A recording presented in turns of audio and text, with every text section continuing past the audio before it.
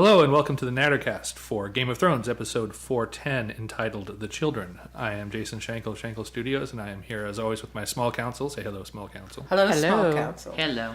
And we're here to natter at you tonight about the 10th episode of the fourth season, the season finale of Game of Thrones. But before we do that, a little bit of business and introductions. First of all, I am Jason.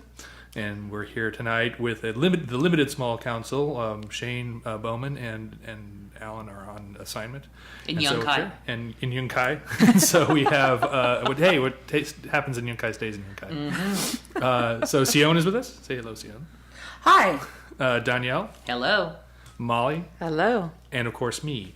And who we are is the Nattercast. You can reach us at nattercast@gmail.com if you'd like to send us comments or feedback or suggestions for improvement or any other kind of mail. We'd love that. Where the party really for us is out on Facebook, though, in our Facebook groups. You can join if you go to Facebook and search for Nattercast, you'll find our main group, Nattercast, the Nattercast group, which you can join. You'll find our page, which we would really appreciate if you'd come to the page and click like. And if you join the group, we've got people in there talking about all kinds of shows. And we also have special fan shows just for some of the shows we cover. We have I Can't Stop Watching Game of Thrones, of course. Please come join that and kick in and don't stop talking about Game of Thrones. We also have I Can't Stop Watching True Detective, and we just started up I Can't Stop Watching Orange is the New Black, which we want to invite you to check out and come join. Woohoo! Woohoo! And of course, the last thing is, truthfully, honestly, if you are on any of the RSS aggregators like iTunes or Stitcher or any of them, but especially iTunes, if you could give us a nice 5-star rating and maybe write a little quick review that says that you like listening to the Nattercast, even if you don't listen on iTunes. If you just have iTunes installed, if you can go subscribe, give us a 5-star rating, you can unsubscribe at that point if you want to. But it really helps us get our audience levels up on iTunes and to rise up higher in the search engines and to take over and to get more listeners and to be a better podcast, and then you guys get a better podcast, and that's how this works. We are the People's Cast. So that's it for intro. So what do we all think of the episode and the season as a whole? I'll start with Overall, Danielle. the episode was great. As a book reader, I'm upset about a few things. Yes. And again, I've been saying it all season, the things I'm most upset about are the things that were taken out that lead to future motivations. Uh-huh. Yeah. So the character motivating. Right. The things that, drive them later on. Right. It's like, what's going to drive them then? What'd you think, Molly?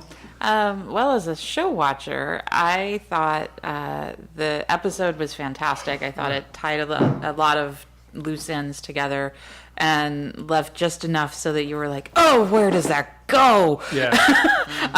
And the season overall, I thought was pretty good. I'm not sure it's the best season overall, but I thought overall it was still a really good season, still a really, one of my favorite shows. So, Right. And I'm very particular because I don't have a lot of time to watch TV. So, But you have time to do this. So I do. Well, I make time to do this Yeah. because I like the show so much. And so, as soon as things start diving on a show, I don't want to participate anymore. So I'm really picky that way. So I think, it's still keeping me engaged. So it's still really good. Fantastic. Yeah. What do you think, honey? Well, I thought this episode was amazing. Yeah, you really liked it? I look at the whole series, I think, a little differently than a lot of people do. I kind of look at it, this is going to be fun and crazy, and I don't care if it's always perfectly making sense, and I've only read one book. And I can imagine it must be really a struggle for the bookies. Yeah. Oh, yeah. But can I just tell you, someone who's a show watcher, you guys could bring the whining down a little. It's ruining them. Because I'll watch it, I'll thoroughly enjoy it, and then there'll be thread after thread of how there was a potato misplaced, or someone's having an emotional breakdown because they didn't include a special sentence. And I'm like, you know what you can do? You can go get $100 million, and you can get your little precious books, and you can storyboard them, and you can make your own movie. But of course we love and in that book readers process, on our show. And in that process, you'll find out why they made some of the choices they did. Yeah. Yeah, it's true. You're always going to have practical choices True. that you need to make in a film or in a linear thing where every second costs money and different kinds of seconds cost they're different not kind of money. complaining about the lack of a pig and a, what was the other thing? A dog. Oh, I don't know. No, Pig I and mean a the dog thing in is, that fight. Nobody complained about that it's missing. like a pig and a dog in the fight. So you remember, either like the wedding party, there was supposed to be dwarves on pigs and dogs. Yeah. We didn't get to see that. I know, 'Cause you that can't- would have been very entertaining. That would have been very entertaining if they could have pulled that off. Not to mention, I don't know. I might have thrown up, the but female dwarf and the pig and the dog end up on the ship with Tyrion. Fun. So now and we don't get any of that. we got no pig, no dog. Well, no, we got Varys instead. And the dog, like I say, where are my dragons to my dog? I started calling her Pretty Pig to make up for us not having It's a all right. pretty This pig. is Piggy Diggy over here. Yep. So Pretty pig. I basically agree. I really enjoyed the episode. I do see we watched it with somebody who is a very mellow book reader and who is like hasn't read them in years and is not really particularly eager about rereading them for the show or whatever. And he said even he was like like bothered by some of the changes. He's like, if it's bothering me, the internet must be exploding. Right. Yeah, I remember him saying that. But I think it's a rule of cool stuff, and it's also you have to remember that you're watching an adaptation. You're not watching a re-rendition, Right. And so when you adapt a book, you change it. You have to. There's just too many practical things. There's too many practical Yeah. things, Just enjoy the fact that you can have this unfettered, imaginative book space. right? And and I've mentioned it on the cast before that I draw a parallel in my own life with my enjoyment of I, Claudius. It's kind of like very similar to Game of Thrones, very similar story, and a very similar thing where there's a book that's amazing that has a lot of rich detail that's laid out in a particular way, and then there's the show, which is also amazing, but it was broken out into chapters for a TV show and broken down into an hour's worth of drama for and they had to it had to be very low budget. So they moved things indoors and all this kind of stuff where the book has them outdoors and where they have different characters doing things because there's armies that you can show. Mm-hmm. And the book and the show are both great, and you can see where they made these choices that are to diverge from the book in order to make the show pace better. I think they did that here as well. Right. It's like this is stuff that I'm enjoying watching, as someone who's just enjoying the show. But I can see where it's like, that changes. How are we gonna fix this part and that part? And it's like they will. They'll get you to Rome one way or the other. So. And I think people forget too that once George sold his story, they get to do whatever they want with it. Oh yeah, no, that's the thing is like the rules for this stuff. Forget it. George is in a very unique position as a novel writer. What usually happens when your novel is adapted is you don't hear anything at all about anything. Right. Yeah. They don't contact you. You're sent a check. You're sent an options check, and they keep sending you options checks until they're actually going to exercise their option. Then they send you nothing for a long period of time. I knew a couple of writers who said, "What you want to do is you want to never be read. The way you're going to make a living is you're going to option 4 or 5 hot stories, and they're each of them is going to bring you about $30,000 a year, and that's how you're going to pay for your life." And there are actors that do that too. They get these deals. Like Christy Alley does it regularly. She's paid not to act. Yeah. By the Humane Society. And we're talking millions. I can't remember. What's the name of that when they do that? Because they did it to Rob Riggle, too, while they tried to work on a show for him. They basically say, we'll pay you not to be on TV because we want to leave it open for us to exclusively use you. And almost Yeah, like it's put on retainer. It's like a retainer. It's exclusive. I forget what exactly they call it, but it's an exclusive contract that we're not exercising right now, but that we're paying you. You're part of. Where the hell do I find one of them deals? I know. It's a good deal. Well, That's first you got to be a mega star. Yeah. First, you got to be a like mega star that people are fighting over. You have to be Yes, like a that's the Louis problem. C.K. level star before you start getting those offers. But It's sort of like with. Story of my life, I keep giving it away for free. There That's you why go. I'm not getting paid. Like right now, I'm giving it away for free. We're paying to do it. Yeah, true. so Yeah, no, it's. Well, like our beloved Michelle MacLaren, who did 4 episodes of Right. Game of Thrones. That's Right. good. She's been given a deal where she gets to have first look. So every script that HBO is thinking of, she gets to look at it first We're very pleased with that. and decide whether or not she wants to do it. And if Right. not, she kicks it down the road. Nice. Till the right one comes along. Exactly. And I'm hoping. Wow. I don't know if they're going to. True Detective is going to go with one director for the man, season I think again. they should But grab if the her. Pizza Latte opens up the show, Michelle McLaren definitely. I would love to see her do some True Detectives. But yeah. So in this episode, I was watching. It's like, oh, that's not in the book, and that's different, and they changed this. But I can, from as far as I've read, I can see where they can get back on the track to tell the parts they need to tell, and. So and for me, beyond that, it's like, can you get back to the novels from where you are? Can you kind of write yourself? And my feeling is, yeah, from what I've seen, and is what we just saw really cool, and it was, Right. Yeah. So there we are.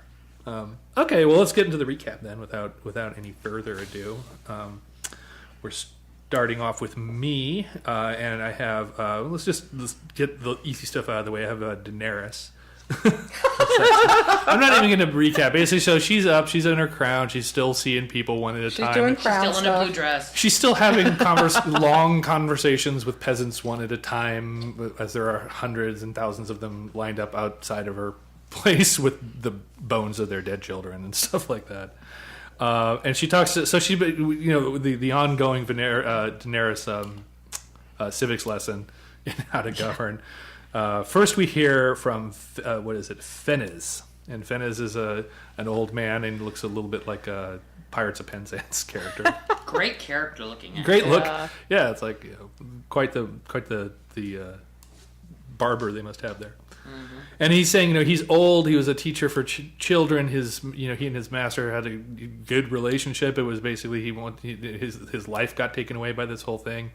And so he wants to just go back to the only life that I know, to the people that I care about. Where I'm respected. Where I'm respected, and I have a role, and I function, and I'm not living in a homeless shelter and being abused by droogs and all this other stuff.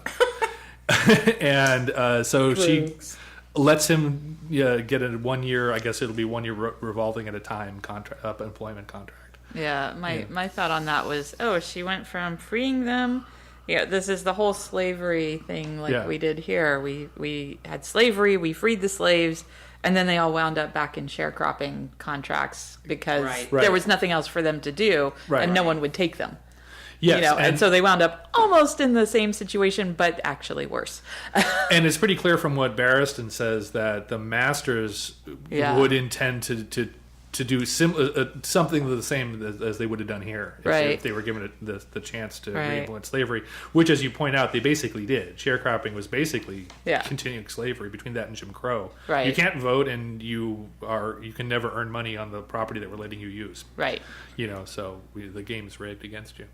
But this guy doesn't even seem to be a victim of that. He just he wants his job. He's like, I was not mistreated, and this is I feel important among these people. I don't among the other freed slaves. Mm-hmm. And then we have another guy come in, and his story is basically that his daughter was burned by Drogon, 3-year-old. 3-year-old. And that's not something where you can just replace the cows or sheep, right? Give him 3 times the value of his child. That doesn't work. Now, I'm of a suspicious mind, and somebody in our group posted, I can't believe Drogon killed a child. It's like, we don't know that Drogon killed a child. We know that a guy with a dead child showed up with a story. Yeah. And he's looking for compensation. And they look like bones burned by dragon, but... Could have been burned by Theon. Yeah. We know. He's pretty good at that. So, there's used burned children as a ploy before in this world.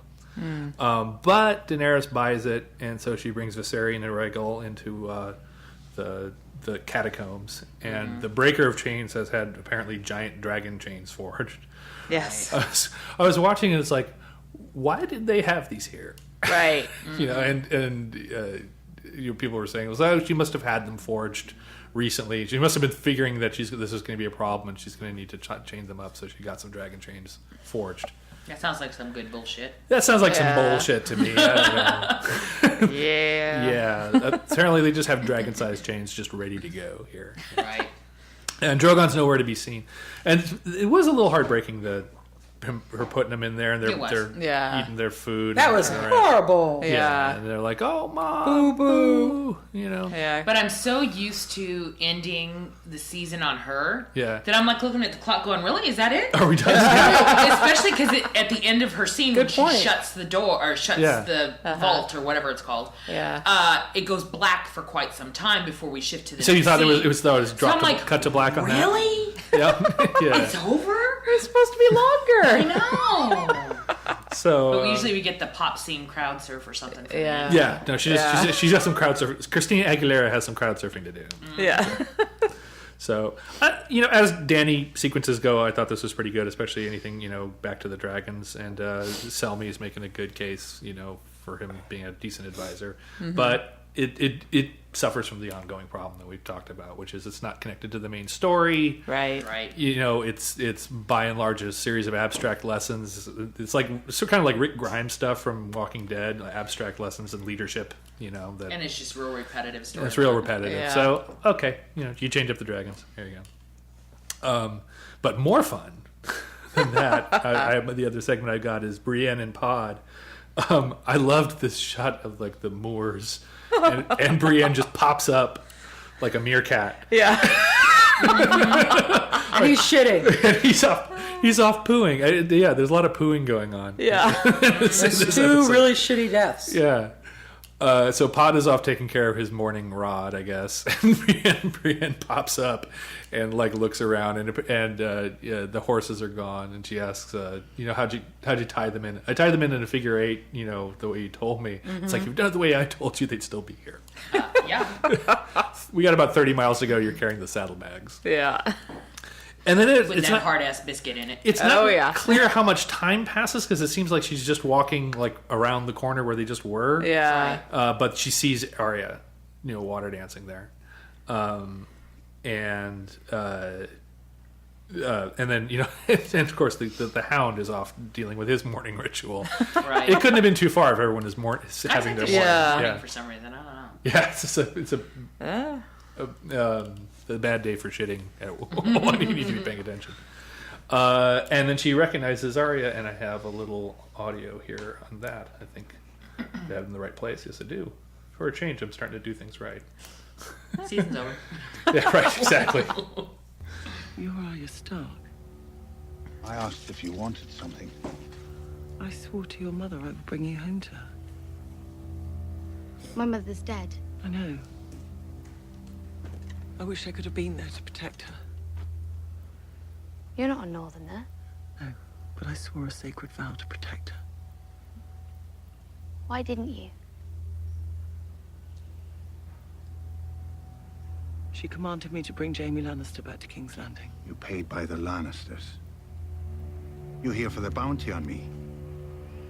I'm not paid by the Lannisters. No. Fancy sword you got there. Where'd you get it? I've been looking at Lannister gold all my life. Go on, Brienne of fucking Tarth. Tell me that's not Lannister gold. Jaime Lannister gave me this sword. The Bloody Gate's 10 miles. I swore to your mother by the old I gods don't and the care new. what you swore. You had the girl. She's not coming with you. She is. You're not a good listener. Valerian steel. I always wanted some Valerian steel. Come with me, Arya. I'll take you to safety. Safety? Where the fuck's that? Her Auntie Neary's dead. Her mother's dead. Her father's dead. Her brother's dead. Winterfell is a pile of rubble. There's no safety, you dumb bitch. You don't know that by now. You're the wrong one to watch over her. And that's what you're doing? Watching over her? Aye, that's what I'm doing.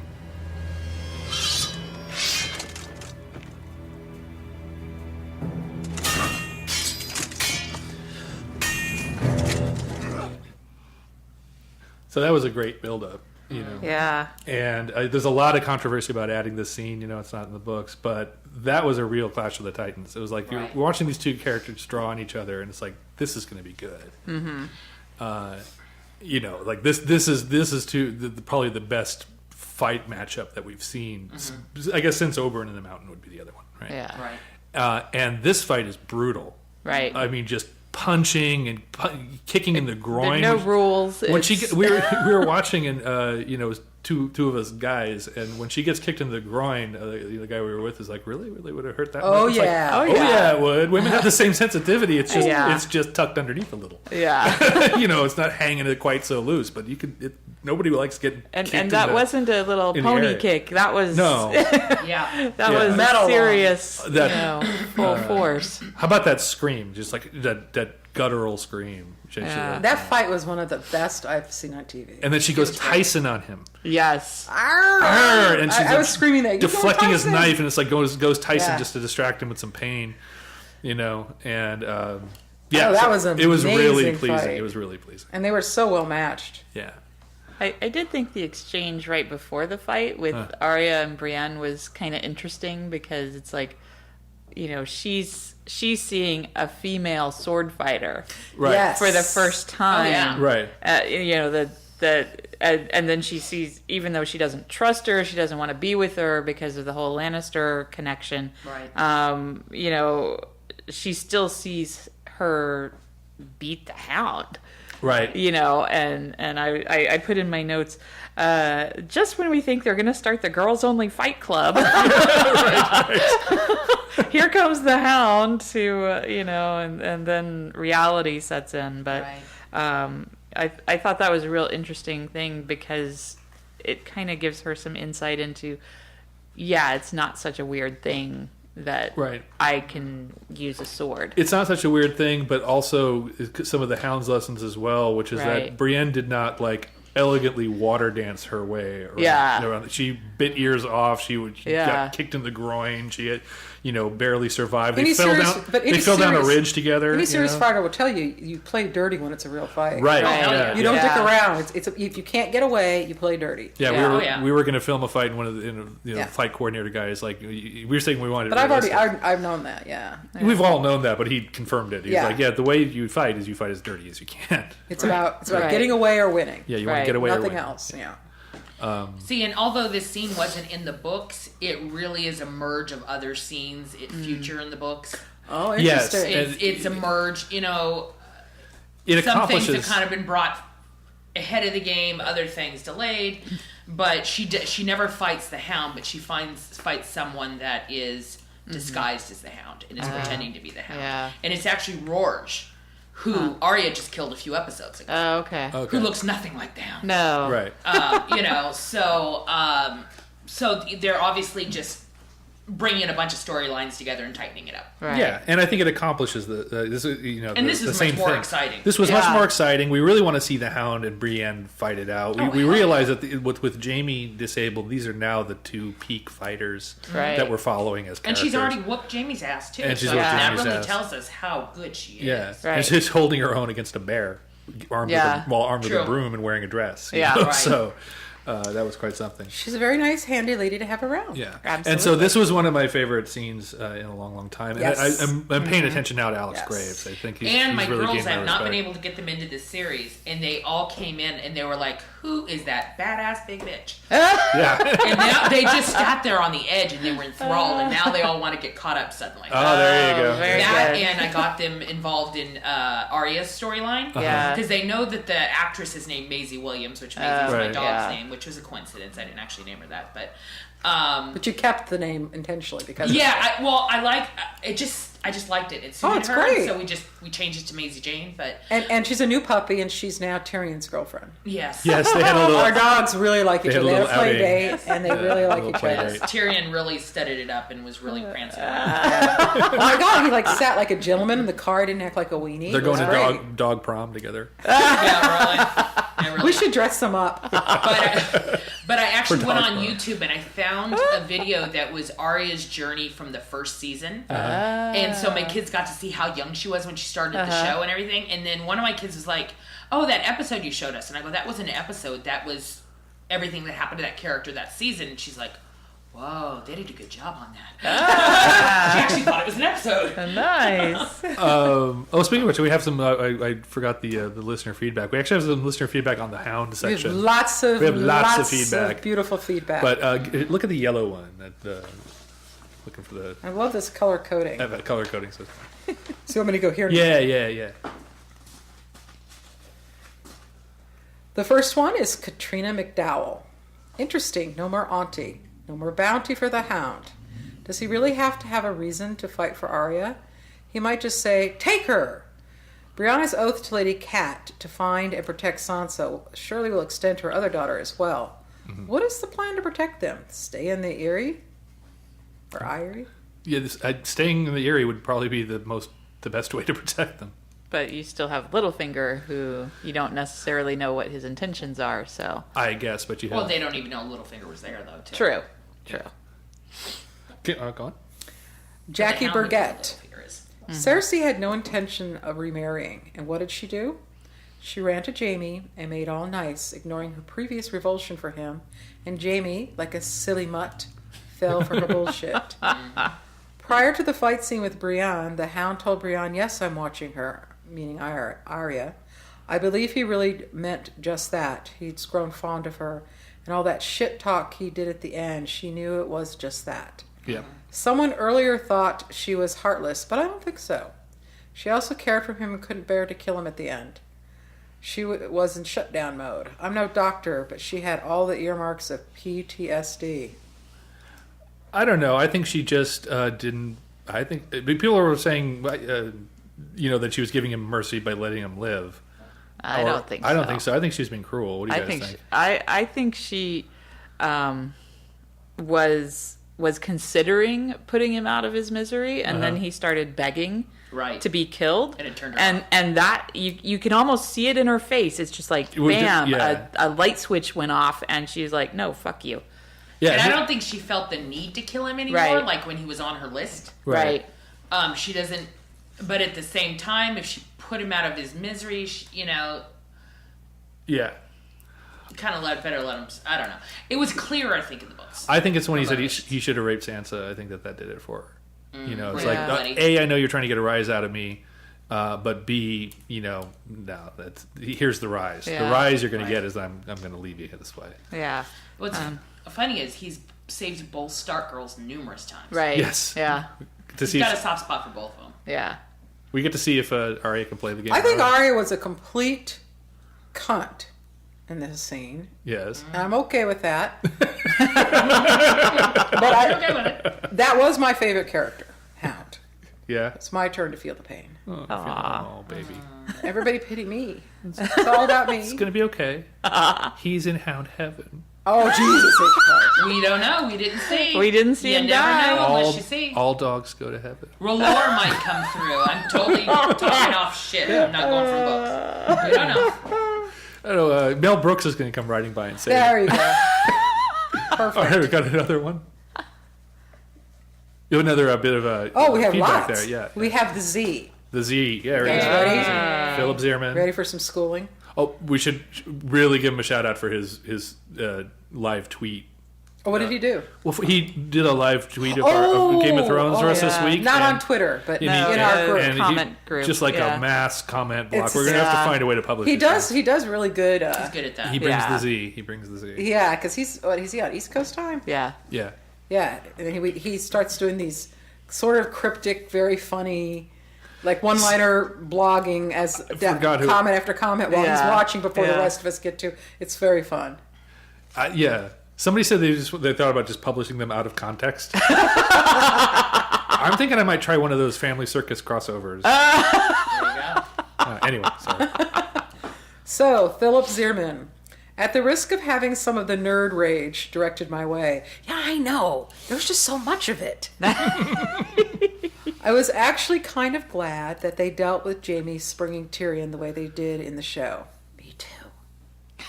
It's been a couple of years since I read it, but I remember the post-jailbreak. Tyrion's chapters being kind of a letdown, like pretty much every Bronn chapter. Because he seemed to spend an inordinate amount of time moping about finding his first wife. I'm hoping that since George, has given the writers of the show a sneak peek to his future plans. That means we'll get that wrapped up shortly in the books as well. Also, liked the fight between Brienne and the Hound, not in the books, and how they managed to dispense with a lot of boring Brienne chapters that led up to her battle with Biter. But she was the biter.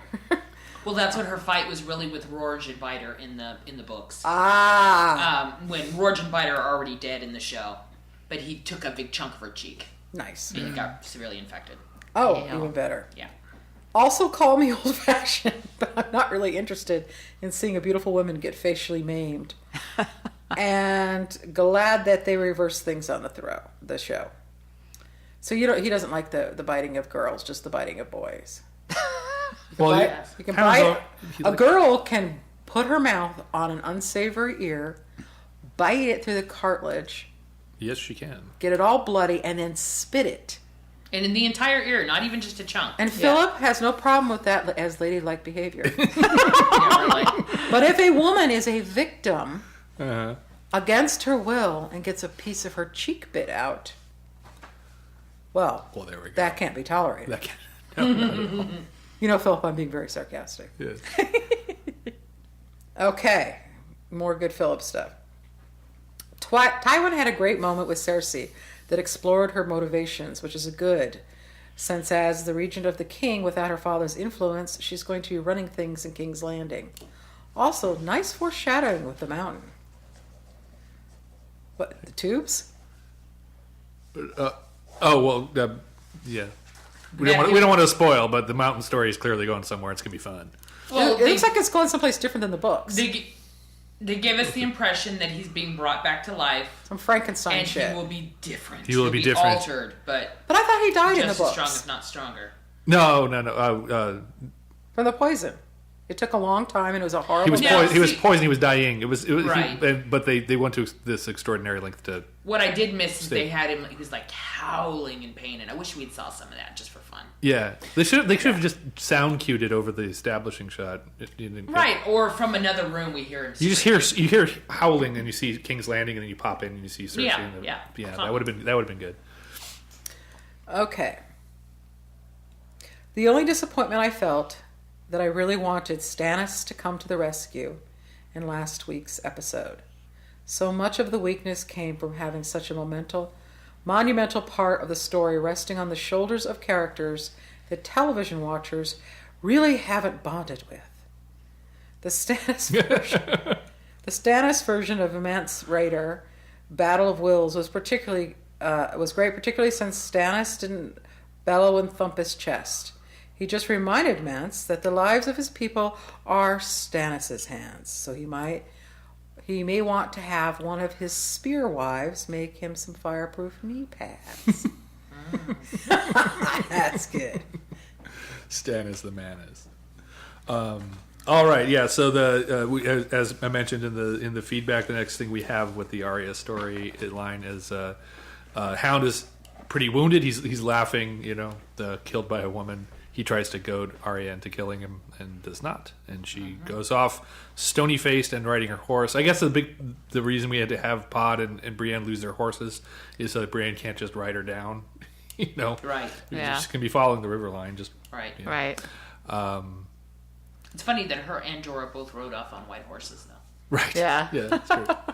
And then Arya gets her My Heart Will Go On.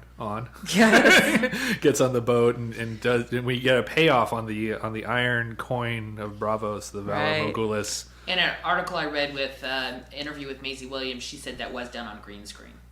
Yeah. Yes, yeah. They actually do a lot of these on kinds of things on green screen. It's just so much easier, especially if you're going to build a prop like a ship. Right. Just forget it. Yeah.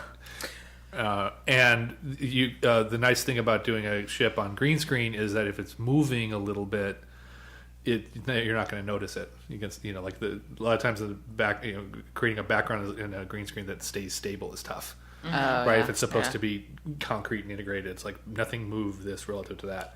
Right. But on a ship, it doesn't really matter. You can get a little bow. No motion in the ocean.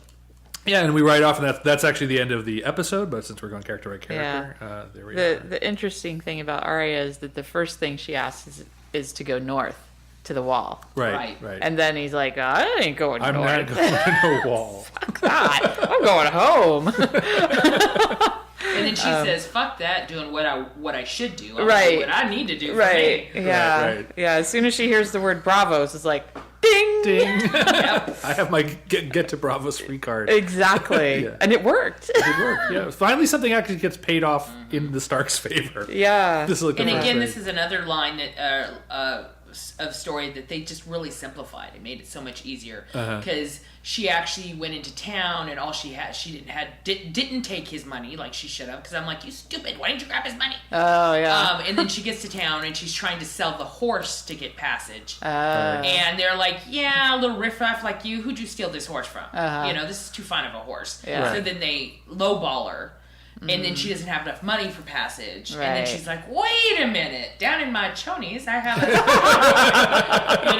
So, I mean, this is a good simplification. Yes. Yeah. Yes. Tightening things up is. Yeah. We don't have to have it all laid No. out on a table. Yeah. So okay, well that covers the undercard there, and now we're rolling on to the first title fight, Jon Snow. Okay. So when that episode opens up, John is headed towards the wildling camp. He's marching through the snow. And we see crows, actual crows, not the men of the Night's Watch, feasting on the dead, and there's fire still smoldering from the battle last night. I thought that was actually a really great shot. It where was. they- Yeah. Where they come down and you see all the damage from the night before, and Yeah. and that shot from the top of the wall where you see this little tiny figure walking through. Oh, I just thought- love those little people at that little teeny door. That just it really gave you some context. Yeah, Right. Yeah, I just really thought Now, they what I shot just that really well. didn't really think about earlier, but I just thought of right this minute, that means all of the bodies outside the wall never got burned. Well, that's what they start telling Stannis is. Yeah. Right. need Yeah. to- You need Oh, to start. that's You need to start true. burning Yeah. bodies. Yes. Yeah. It struck me as being like Daenerys's vision that she had. I think it was it the House of the Undying, Yeah. where she saw herself in the room with the Iron Throne, and it was all burned out. And then she stepped out, and she was for part of it she was here, like at the wall. Yeah, it was just a walk through. Right. And So long it's since another. I've It's seen another. that. I know. That's another thing they completely changed, right? And it was did more foreshadowing of stuff you're actually going to see or whatever compared Yeah. to what Martin happened to write at the time. But there was this desolation of the North, and they showed John kind of walking the same way that Dany did. Yeah, Right. so, there you go. And then as he approaches the camp, wildlings and Thins fall in line behind him. And he puts his hands up, like surrender. And Mance immediately notices that he's wearing a black cloak again. Right. And I know I mentioned this before last season when he first joined the Wildlings, but that black cloak thing really means a lot to Mance. Because he was a Black Cloak. Because he was a black cloak. He was actually a kid like Ollie, who got raised at the wall. Ah. And then became a man of the Night's Watch. And then ended up taking off and joining the Wildlings. But first, I think he was injured, and like a Wildling woman or something patched him up, and repaired his cloak with some beautiful red ribbon. Right. And he thought it was the most beautiful thing ever. And then when he goes back to the wall, they immediately burn it. Burn this, you gotta be all black and blah, blah, blah. And that's Right. part of it. He's like, screw that, I'm going back to the free people. Yeah. So it in doing my notes, I clicked on Mance was Ollie, which is kind of funny. Interesting. It's also interesting. He has hair that we haven't seen. He has hair like Native American. yeah. Straight black hair. We haven't seen straight black hair. We've seen And curly black I hair. actually wrote that in my note that he was, just on my thoughts about this scene, that he was taking that role, that Native American chief right. hero, role, and being the good person and trying to do the right thing and just say, listen, we don't want to bleed anymore. Right. I'm probably getting ahead of you. But, it was like that whole motif really came through in his character. at least for me. Yeah. I mean, his purpose. It's the real question is what happens when you actually do let him through the tunnel. I mean, how well is he going to be able to control his people? But you're stepping on lines. That's fine. And then John says he's been sent to negotiate with him, and of course, John's there on his own. Right. So there's nobody in charge anymore. Yeah. And then they entered Mance's tent, and this is where Mance, expresses his disappointment that John he says it might went to the Men of the Night's Watch. Right. His trusting nature. Yeah, he said he was hoping your loyalty was real when you pledged yourself to us, Jon Snow. I truly was. Right. And it did seem like they had a connection. Yeah. Yeah. And that connection was real strong in the books, too. That they did connect in a way similar to the way he did with Mormont. Right, right. And then this is where he explains that the Half-Hand ordered him to join the army and kill him so that he could be viewed as trustworthy. And that's when John explains, hey, I was loyal. But to the White Sludge, not you. He says, well, how loyal were you? Yeah, and then Mance is like, all your vows? All your vows. Yeah. And then that's when he asks about what happened to Ygritte, and Mance learns that Ygritte died, but not at Jon's hand. And then he says, well, drink to her. And he comes with this white, milky drink. And somewhere I read a horrendous comment that somebody wrote that it was probably half mammoth breast milk and half giant sperm. Giant sperm. Oh, come on. And fermented? Apparently, something. I don't know. That's an awesome combination. Is it? You would know. No, I'm kidding. He probably served it before. I gotta tell you, this Martin guy is mammoth? a really fucking big pervert. It's probably moonshine and milk. No, this was just some shit talker. Yeah. I can't even remember where I read it. I think it was a comment somewhere. My guess is that it's moonshine and milk. Okay, so the shit talker has an imagination. Yep. Yes. Yeah. And some mommy issues. Yeah. And daddy issues, apparently, too. Yeah, that's true. That's true. It's sort of, that wasn't very kosher. Mixing the meat with the milk. But, if your mama's a mammoth and your daddy's a giant, you're probably not quite right in the head. Yeah. Mammoth breast milk, giant sperm. Sion actually got the look of confusion. Yeah, really. Really? You're not right in Actually the lost it head? Really? I don't see the problem. And so Mance is like, really? I'm going to poison you? Come on. Yeah, the Yeah. poison's I mean, the if last I way I would wanted do you it. dead, you would have been dead before you got anywhere near my tent. Right. Right. And like I'm sitting here with like poison wine. Yeah. Just in case Jon Snow shows up. Yeah, exactly. So we made sure it was snow-colored for Right, John. And so then they drink to Ygritte, and John, about chokes on it. And Mag the Mighty. Right, and then he says, that Mance gives him his props and says, "Hey, you guys did well. You fought hard. You killed some of our best men." And then he asks what happened to Mag the Mighty, and he explains that he was the king of the giants and the last of his bloodline that reaches back to the first men. So it, kind of gives you some of the weight of how important he was. And I think we got that more in the books than we did here. This is really the only. We have a better idea of Mance's forces in the books, because we the different leaders that John ends up talking to. Right. Yeah. Right. And then we learn that, or that he says that, well, he killed my friend Grin and he came from a farm. Right. So they drink to Mag and Grin. And then John tells him, look, just turn your army around and go home and we'll just be done with all this. And Mance is like, look, I know you're almost out of arrows. You got very little oil. You got very little guy. What do you got, like 50 left? Which is about what? It's about right. About the math everybody had done. And then John's still trying to insist that they have over 1,000 men, which Mance knows is a joke. But, and John can't lie. And I feel kind of gratified. Mance said something here that I was wondering, which is he has sent guys down the wall to climb. I'm like, why did you climb right up underneath the castle that has the rock drop hole? Exactly. Climb next to the rock drop hole and to the scythe and all that stuff. There's no way 50 He didn't guys. like those guys. There's no way that 50 guys can patrol 10 miles of. Right. Yeah. He didn't like those guys. It's like you guys are going to go straight up into the dragon. We want to measure things through your death. There's 50 guys up there, and I want you to climb right toward them. Yeah. And then Mance is like, look, you guys gave us everything you've got, and we're just barely testing the waters, Right. And then he tells him that he sent 400 men to an unmanned stretch 5 miles from there, and most will be over the wall by the end of the day. And And John seems surprised, like, duh. Yeah. So don't attack the wall, just climb right over it. Yeah. Yeah. And if they are going to climb over the wall, are you going to do it where the guys are standing up there with fire arrows? No. Yeah. Just You go know? somewhere else. Just keep distracting them there for a while. especially John if there's climbed only the wall 50 with of them. He should know. Yeah. Yeah. They didn't Yeah. go where the castle I mean, was. And I don't know why they need to climb the wall anyways if you can just knock like Gilly did. Right.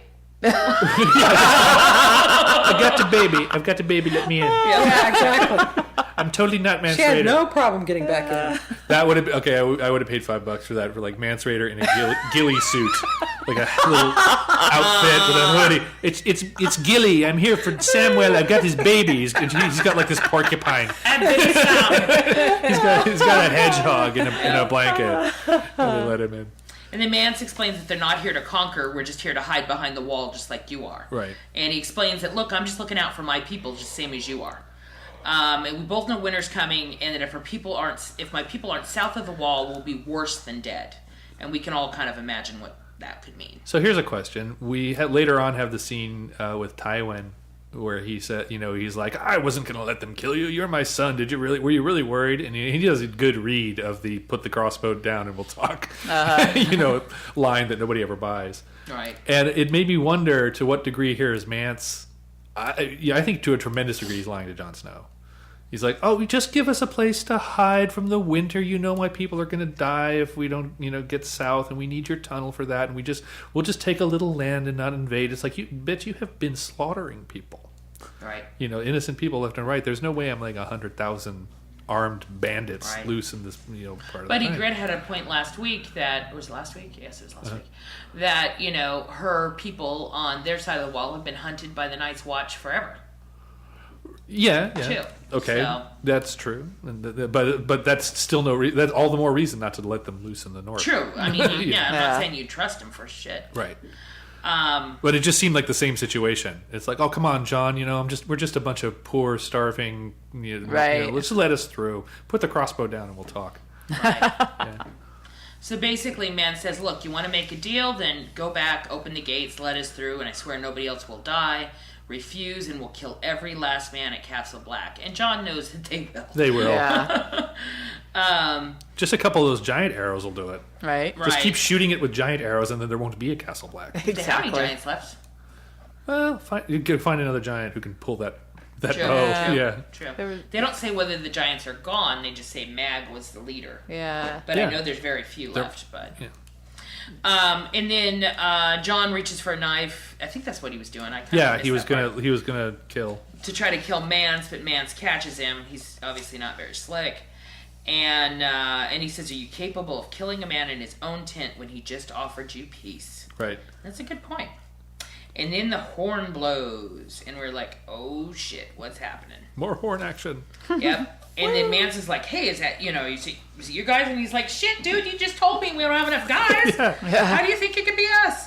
And then we see this huge army charging towards the wildling camp from This was two awesome. sides. This was awesome. Yes. And they are definitely in their neat little rows. pincer- I'm surprised when you Pincer see cavalry those, attack. Well, you see those two big, huge. What's the name for that kind of move? Pincer. Not chevauché. It's chevauché. That was incredibly organized. But I'm the opposite looking, of chevauché. I know exactly. I'm looking at these big waves of these squads, and then I'm seeing this little tiny strip of woods, and I'm like, did they all bump into each other? It's cavalry, that's a cavalry pincer attack. Yeah, and they're like all these horses and. And it does actually have a certain chevauché quality to it because the tactic is to get the enemy to Run the other scatter and run the other way, Well, right into the other flank, the yeah. other flank, and you're just eaten alive. And I really liked how effectively they showed the thing that John was talking about, which was that you do not have a chance against a professional army, True. especially not out in the open. Yeah. Your guys are going to go out into the big wide open fields, and you are going to get eaten by the machines that are there.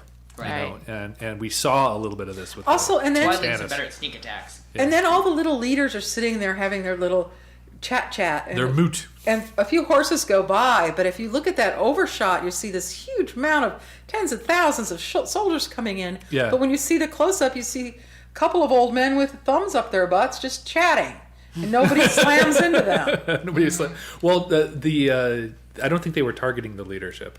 That's 'Cause what, they want I know we had parlay. this discussion we were looking at. Yeah, they want to parlay with the leaderships. But They it don't just wanna seems kill weird, like they'd just be standing there with their thumbs in their butts. them. What are you going to do? Attack a cavalry? At least they could hide behind a tree. Hide behind a tree. Yeah. Start arguing. I don't know, something. Well, Stannis did, or Mance did. He's like, these are your people, Jon Snow. He's like, Yeah. bullshit, they are. But no, yeah, I loved that like basically helicopter CGI Yeah, shot of these things. yeah. Just, That just was like cool. wham. You know? All right, continue us on there. Where was I here? The appearance of Stannis the Menace. Yep. So they start slashing the wildlings. They get in their way while Mance watches it unfold in complete shock. He's Right. just like, what the is going on here? And then he says, I said my people have bled enough and I meant it. So Right. this is where he's reiterating his point that he's just trying to take care of his people. He's not Right. trying to kill for the sake of killing. And then we see Davos with Stannis at his side. Yeah. I say Davos first because Davos is the brain. Yeah. Stannis is a doof. Anyway. And then Mance and his inner circle drop their weapons. And then Stannis says, you're the king beyond the wall. Do you know who I am? Oh, but the approach first. On the approach, Stannis and Davos, and I guess the vice Stannis, who's with them, are just walking up like they're going to parlay. And Stannis he does walk the walk of the talk that because he talks the talk quite a bit. And Wildings, gets up and has like an axe on a whatever, and it's going to come right at him. Right, just running right at the three of them. The three of them do not flinch. They're like the Reservoir Dogs. Right. Do not flinch, and just a horse just flies by and takes the guy out. Exactly. I don't even need peripheral vision, bitch. I know that you're going to die before you get here, because I have gold cloaks who are trained to protect me. And the minute they see anything like you, they're going to take it out. I can do the cool guys don't look at explosions thing. Right. Except I don't have to look around for a horse to protect me. It's going to come flying in, and I just know it. Right. And I thought that was really Yeah. That was boss. Well, it really highlighted. Not much rattles Stannis. He just stays stone-faced. But that rattled He's Mance. He's unflappable. Mance saw that and said, "I don't have anything like that. Right. I can't match that." Yeah. Right. Yeah.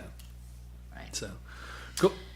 And then Davos introduces Stannis Baratheon, the one true king of the Seven Kingdoms. I love the way he says Baratheon. Baratheon, the bastard Baratheon, Stannis, And then Davos.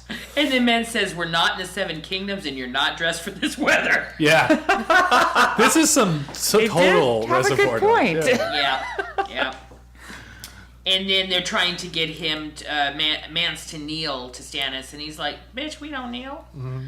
And then basically the core of Mance's group is then taken away, take these men away. And then Davos spots Jon, and he's like, hey, what the heck is a Night's Watchman doing here? And Jon says he was sent to discuss terms with the king beyond the wall. And then Davos gets on his high horse. You're speaking to the one true king, boy. You'll just address him as your grace. Davos is one committed bastard. He is very committed.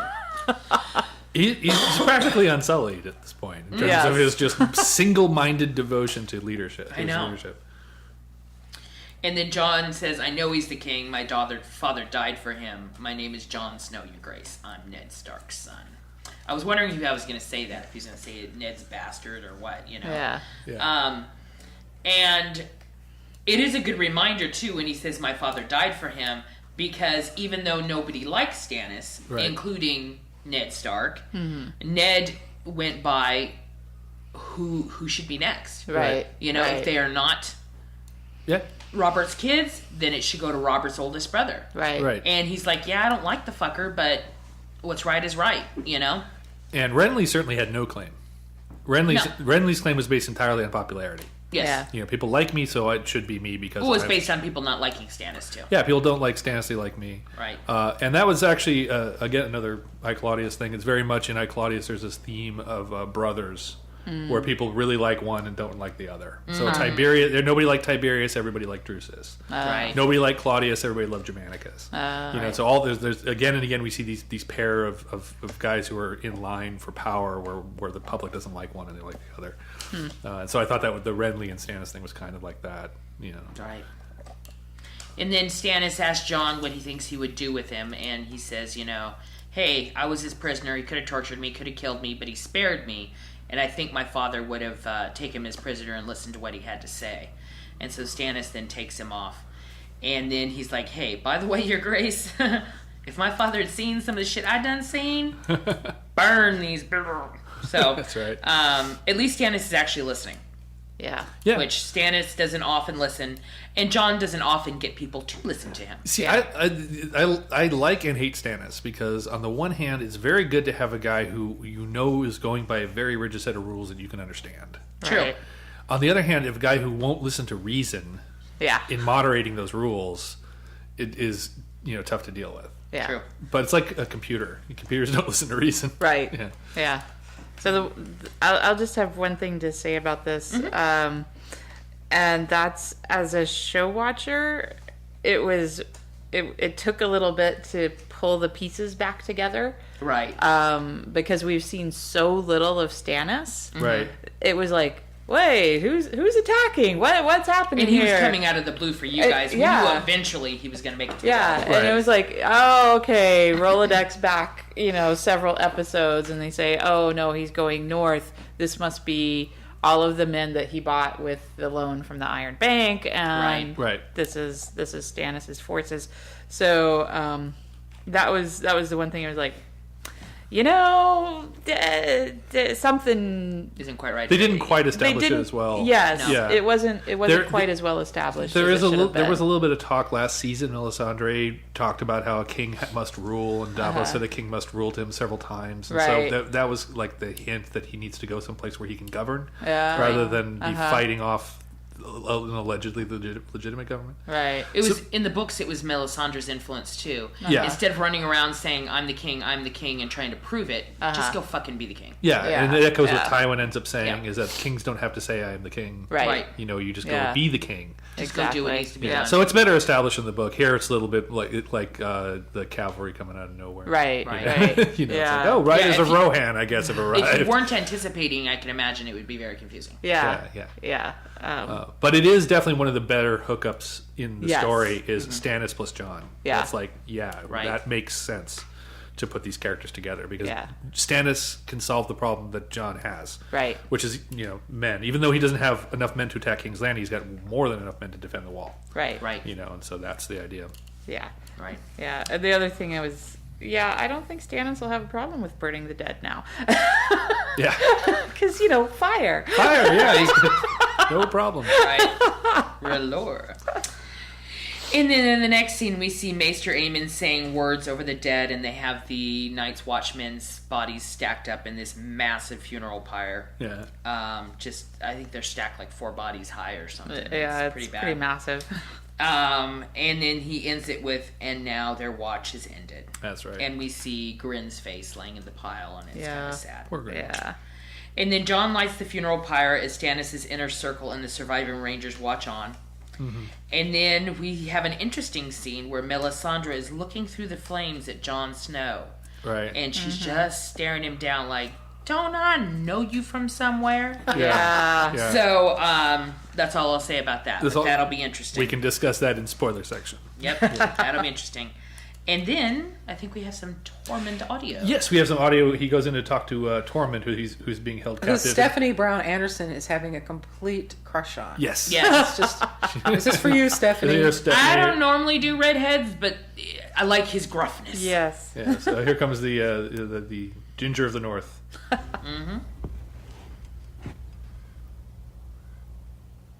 Your old blind man patched me up. Why? He's sworn to treat all wounded men, friend or foe. You want me alive so you can torture me? No one's gonna torture you. So how do we die? Hanging? Beheading? Drop us from the top of the wall? I don't know what happens to the prisoners. Who decides? I suppose Stannis does. You're king now. I don't have a king. You spend too much time with us, Jon Snow. You can never be an Ela again.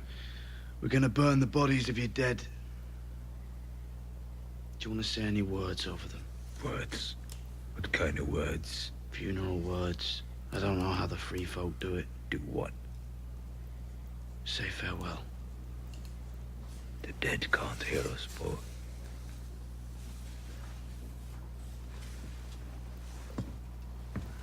Snow.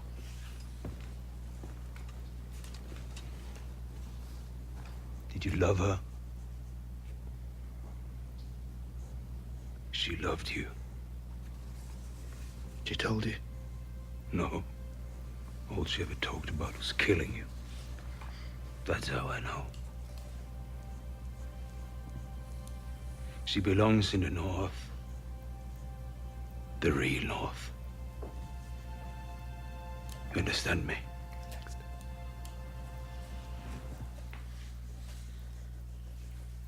The real North. Okay, so before we move on to one last little part. yeah. And then we see John building the funeral pyre for yeah. Ygritte north of the wall. Right, yes. And she looks so beautiful laying there. Yeah. Yeah, she looked tender, really tender. And just and lovely. Her skin just so porcelain and so Yeah. and the way her they had collarbone. her the way they had her shoulder exposed and stuff. Yeah. And I felt like this was our moment because I don't feel like her death scene was as powerful as it should have been Right. in terms of their relationship. Right. So this I felt like was our closure that we didn't get last week. Yeah. I think so too. Yeah. That's nice. And I although I do like the way they did last week better than having him find her already wounded. True. I like him seeing her get her critical wound. But yeah, so And that she did have the chance to put another arrow through him, but her hesitation right. Yeah. led to him seeing her die. Right. That was it was good the way they did it. Cool. All right. Well, before we move on, we have a little more listener feedback on the app from. A great favorite, Hannah Lovelace Paul. Pal Al. She said. Pal Al. Yeah. That makes sense. Like her pal Al. Yes. Wow, I'm still trying to process my thoughts and feelings about the finale. I haven't read the books yet, and I think from reading all the book readers' frustrated comments, that gives me a better chance to like the episode. Well, Hannah, that's a genius move. And I'm not being sarcastic. For example, I didn't mind the skeletons since I don't have my own pictures to compare them with. I do feel completely justified in my dislike for Arya Stark now. She's an evil little psychopath. I agree. I like Arya. After her aunt was dead, she was only with the Hound for her own benefit. He wouldn't have had any reason to forcefully keep her after that, and he was even prepared to defend her, and she calmly, with no emotion, leaves him to die a pretty awful death. I liked all the parts with Bronn, except I didn't feel like being told he was going to fly was very impressive, considering Lysa already did that. Yes. It's so funny Hannah, it's so funny that she says that, because when we were watching it with Malik, we were like, we all almost like in unison. You could go, you could fly to the moon. Yeah, your cousin can help you fly. Really bad, yeah. Good luck. LOL. Jon Snow is very brave walking into the camp. But then it was all just over. Lots of dead guys, but no drama for Jon at all. Mm-hmm. And again, I'm left wondering why the guards are conveniently missing from the castle halls, leaving because they're too busy fucking people, probably. Leaving Tywin so vulnerable. As hard as it would be, I don't know why Daenerys wouldn't put her dragons down. She's the breaker of chains for Pete's sake. And here she is chaining her beloved dragons. She has to know she'll never be able to control them for a war now, and their imprinting on her will be sorely tested. All in all, I mostly liked watching it, but I think too much about it. I probably will like it less. Oh, that might have been badly paced. Yeah. But I don't know, if you're listening to us, you're certainly thinking about Game of Thrones way too much. Yeah. If you're listening to this podcast, we are all guilty, my friends. Yeah. Can you go to the bathroom? Do you take a shower at least every other day? Do you pay most of your bills? You're fine. Most of your bills? Okay, I fit. We are the Natterborn. Our words are, we overthink it. Yeah. We overthink everything. You can put a bird on it. Yeah. And you can overthink it. Okay, I think there's more. Is there more? Okay. Oh, yeah. We got Von Carl Brown. Overall, I thought it was a better finale than the previous ones. I would agree. They thought they did a good job intersecting some of the storylines for the show arcs versus the books, so I heard. And I'm a show watcher, so I don't know who it was riding in with the army above the wall. I was trying to see the banners and actually had an "oh wow, Stannis," so that was a good surprise for me. I feel the table has been set for the next season and not know what's coming. I feel pretty satisfied. I can understand some of the ambivalence or dissatisfaction of book readers. But as a show watcher, I thought they did a pretty decent job this season. Even the Bronn stuff wasn't too bad, even though I find most of that arc boring. More of the same old with Dany, yawn. The Tyrion Tywin stuff was great. Our dog's looking at me. Yeah. I'm going to miss Tywin. Yeah. Yeah. Dinklage delivers again. Great emotion. So dark with this episode. And aired on Father's Day, so I love it. You are my father. Have an arrow. I kind of like where Arya's headed. Oh, you pervert, Mom. Cold, heartless, calculated. That shit turns some men on. It's obviously... Yeah. I'm looking at Jason. I like Arya. I like that she's getting her murder on, man. Yep. She knows what she's doing. It's obvious where she's going and who she will become. Can't wait to see that play out on the screen. Anyway, I'm pretty satisfied. And Cat Morgan. I thought it was a great finale. Really satisfying. I'll have to watch it a couple more times in order to digest it to the point where I can parse it effectively, at least in my own mind. I'll say this. Dany's slave-freeing demons are coming home to roost. Yeah, seriously. Maybe she'll miss Jorah more than she thought she would. Fair enough. As long as Arya keeps killing the right people, I'm totally fine with her little murder spree. And I actually liked. Maisie Williams has never blown me away as an actress, but the moment that I forget who wrote in talked about the coldness that she killed the Hound with. It's like, wow, that was a good read. Remember, again, this is her first role ever. Right. She's doing damn good. She's done. Yeah, no, I mean, I want to give people credit, but it's like that's the first time as Arya that I've been like very impressed with Maisie Williams' emotional delivery. Right. I think maybe since Ned Stark, that was another good one. True. Losing Ned. Okay, so now we move on to Miss Molly and the. I guess we should probably start with Bran since we're already on Okay. the Yeah. Because I was like, we're gonna do some skipping around here. So I have this listed as Bran and the Ray Harryhausen skeletons. Yes. And actually, there's an article from Variety that I posted in the group that interviews Alan Graves, and he said this scene was actually a tribute to him. Yeah. Whoever originally called it out, because somebody did call it out on the group before I saw that article. Yes, you were absolutely right. I'm sorry, I can't remember who it was. It might have been Vaughn. It was definitely a heavy Harryhausen. Yeah, it was.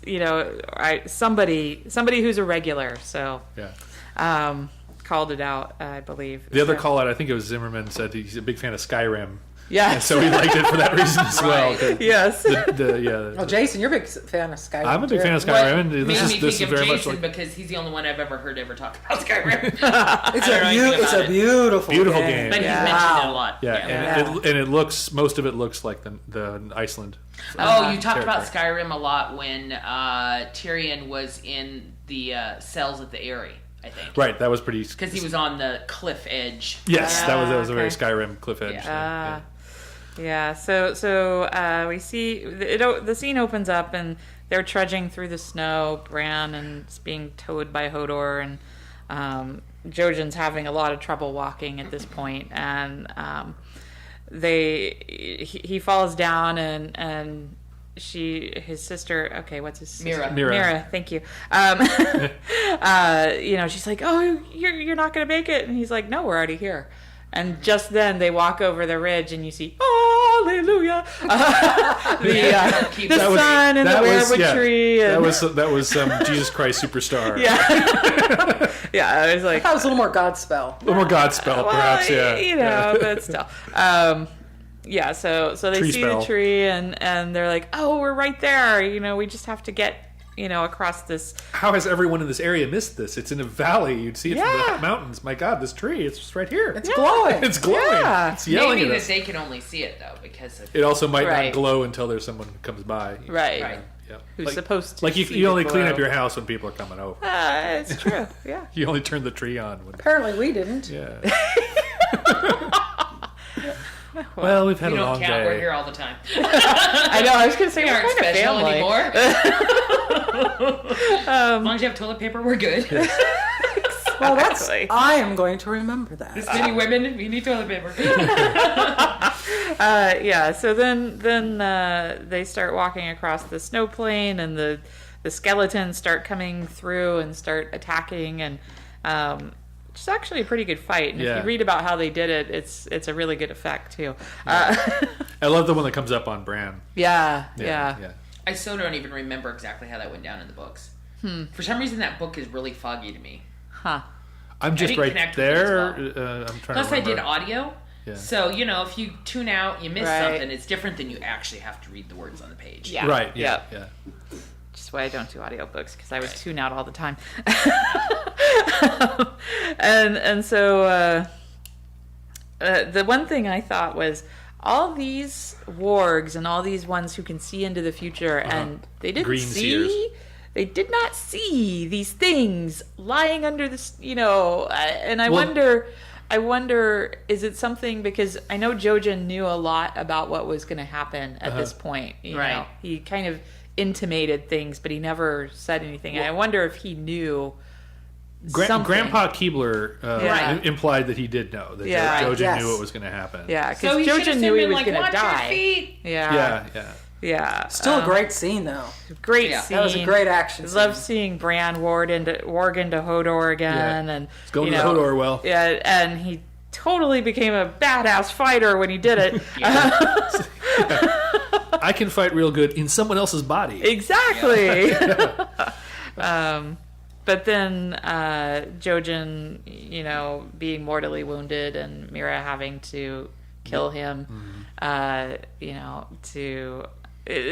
must have been the hardest thing she's ever had to do, because Yeah. she's been protecting him and caring for him for so long. Yeah. Yeah, it's another thematic tie over. Arya doesn't give Right. the Hound that mercy, and Mira does give Jojen that mercy. Yeah. Right, so Yeah. we'll see that. But, I mean, he's obviously mortally wounded, and they're coming to get him, so Yeah. she might as well finish him off. Yeah. Of course, yes. Yeah. But I mean, the point is she didn't say no and coldly walk off. Right. Right. She said, I'll end your suffering. But, of course, Yeah. Jojen's still alive in the books. I just had to say that. Okay. Well, Book it's- readers Very everywhere. weak, very sick, very fallen apart. book but- readers. yeah. All right. Yeah, and how good is he if he's weak and sick? And... Oh, he was useless. at that point, Yeah, so He show knows killed the- him off. yeah. but- right. I can't wait to tell Alan that all we did was make fun of book readers. Hey, watch it. Alan- Wait a minute, Alan you has do talked watch about- it. That's the problem. You don't read it. I hear that's all there is discussion of food. There's a lot of that. There's a lot- not all. It's just a lot. Every other chapter. It's the incidental thing that is described more than any other incidental thing. There's Sure. nothing else about everyday life that he goes into a lot of detail on, except food. Interesting. Yeah. All right. About, All right, so- about so- 10 times the amount of the rapey nudity on the show. Oh, okay. Yes. It's Yeah, food it's in the food. books. So he goes for food porn instead of porn. Exactly. Well, Anyway. have you seen George? Does he look like he's Yeah, a freak or he's a foodie? He's a foodie. Absolutely. So just as it looks like the skeletons are going to win, the explosions start coming from the little cave under the tree, and then we get our first look at what they call themselves, the children. The children. And as a show watcher, I don't remember hearing anything about the children. So I didn't remember if this was something that maybe like giants they'd heard as fairy tales, but Right. never knew anything about. I don't know. I They're don't. officially called the Children of the Forest. So the Children of the Forest, and the sense that I got from, I've only read the book bits and not all of the background, is that they were here when the Andals arrived. Is that the case? Yeah, they've been there longer than So anyone. the first men found them here. Right. and they appear to be children, but they're hundreds of years old. right. Right. Right. And basically, they hold all the keys, all the knowledge, all the. Yeah. So they were interesting. And then, yes, we see Mr. Keebler, the three-eyed raven, who is now the Keebler elf. The old man in the tree. Lana I let can down be with whatever his you want appearance. me to be. Yeah. Okay. That is some Carcosa tree. I wonder if they rented the location from True Detective. Yeah. And so this is when we find out, no, you will never walk, but you will fly. And When Bran got out of his Hodor rig and started crawling toward the guy, I had to laugh because it's like, is this a metaphor for the Bran storyline? That it had to crawl toward this point, and we finally got there, crawl after crawl. Good And one. he's pushing skulls out of the way. Right. Pushing skulls out of like, the where'd the skulls come from? Who These are the those people who have skulls? died waiting for this story to get anywhere. These are your victims, Bran. True. But no, it is nice to finally get to where Yeah. there's some kind of next step for him. Hey, I just realized, did we see the wolf at all? No. Didn't the wolf No. participate in the don't- Draugr attack? By the way, they're called Draugrs. No, I just realized we didn't see Summer at all. I don't think so. Okay. I don't think so. If That's interesting. Must have been smart enough to avoid the undead. yeah, I'll be over here. I'm going to run off. guessing you could have smelled them. if he's Dead- around, he dead might have been bodies that able way. to warn them, Yeah. being that Jojen forgot to. Right. All right. So that takes care of Bran.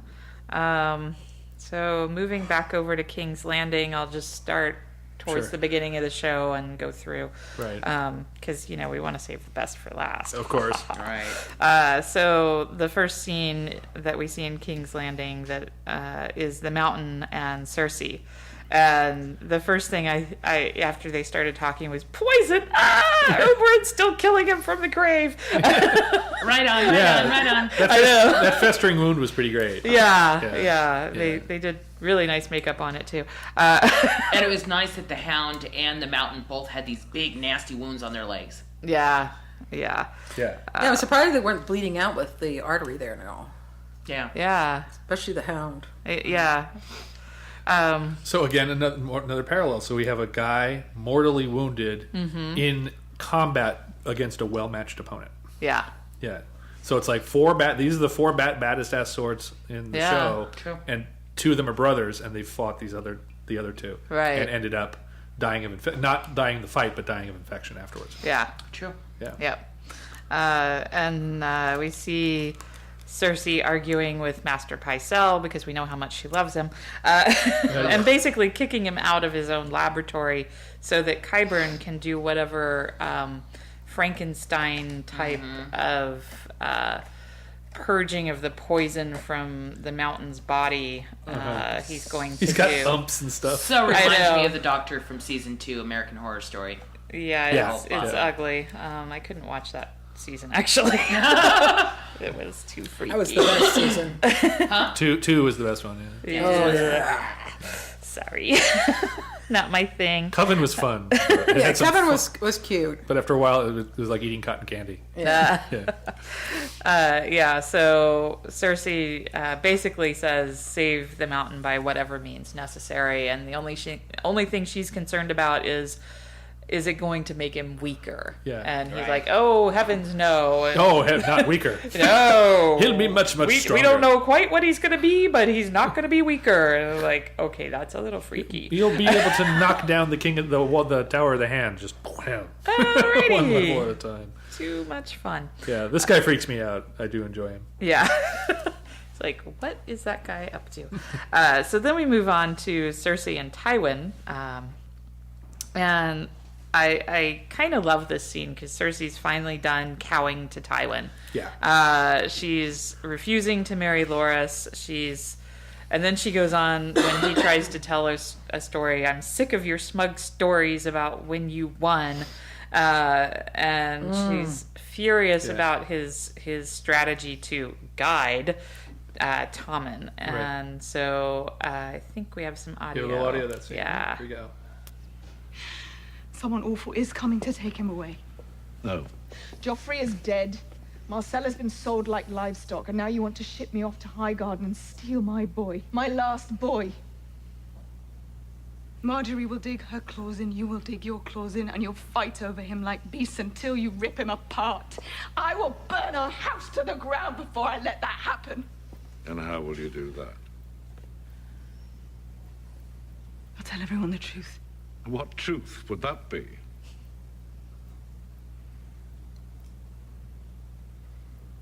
You don't know, do you? You never believed it. How is that possible? What am I saying? Of course it's possible. How can someone so consumed by the idea of his family have any conception what his actual family was doing? We were right there in front of you and you didn't see us. One look in the past 20 years. One real look at your own children and you would have known. Known what? Everything they say is true about Jamie and me. No. Your legacy is a lie. No. I don't believe you. I don't hear you. Yes, you do. Yes, you do. Yeah, I love that. Yes, you do. And I mean, I love the Lena Headey's read. Her face. It's like you saw crazy Cersei. Her acting was so good. Yeah, you're trying to take tone away from me. You do not know how crazy I will get. Right. And if I wasn't fucking Jamie, I'd start. Yeah. Just to screw with you. Yeah. I'll make one more book comment. But they did make it clearer in the books that they wanted to keep him from being tainted the way Cersei tainted Joffrey. Right. He's a good-natured boy. He's a sweet boy. He's not like Joffrey. Don't let Cersei fuck him. They believe that Cersei doting over Joffrey is what made Joffrey what he is. That's not true. No. you can only dote over somebody so much. They're going to be crazy. Well, part of inflating his ego and stuff. Yes, yeah. And he definitely had that quality it also was, again, in stuff from my Claudius, the way Caligula is raised, is on the one hand he's being told that he's the heir to the throne and the most important person in Rome, or the second or third most important person in Rome. On the other hand, he's made to be utterly servile and debased. He's practically a slave until he becomes the emperor and he goes crazy. And so it's like he was being coddled, but he was also being slapped around. Right. And I think that there was a little bit of that with Joffrey as well, where he was being coddled, but Tyrion was also smacking him around. That contributed to the problem. It didn't help. Yeah. So just the powerful emotions that she displayed in this scene, and her character Cersei finally taking back, whatever had been taken away from her for so long, because she was always trying to do what was right for the family. Right. It was very powerful. So she walks away and apparently walks right into Jamie's. He's trying not to listen. Yes. Over in the other room. Whatever room Jamie's in with the gigantic slab of rock. The thing is, it's far away. So Tywin's in the Tower of the Hand. Right. And Jamie's going to be where the Gold Cloaks are, which is down and across the whole campus. Right? So it's like not. But you're right. It did feel like it was next door. Yeah.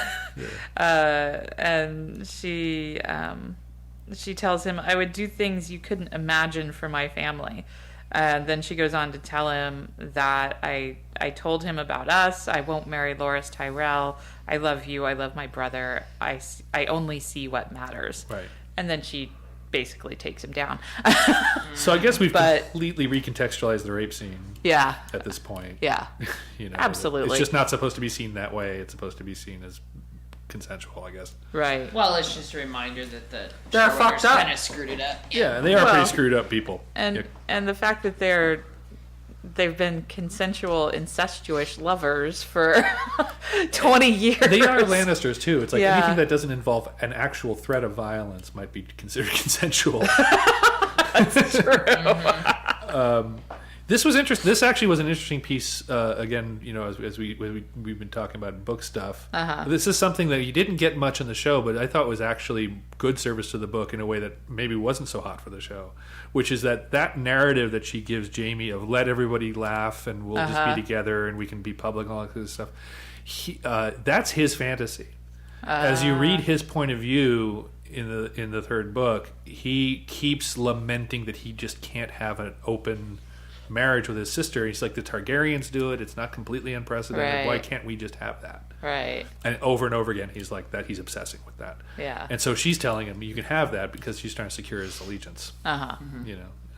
especially just like, guess what I told Tywin, and when you can have me, let's be you and me against him.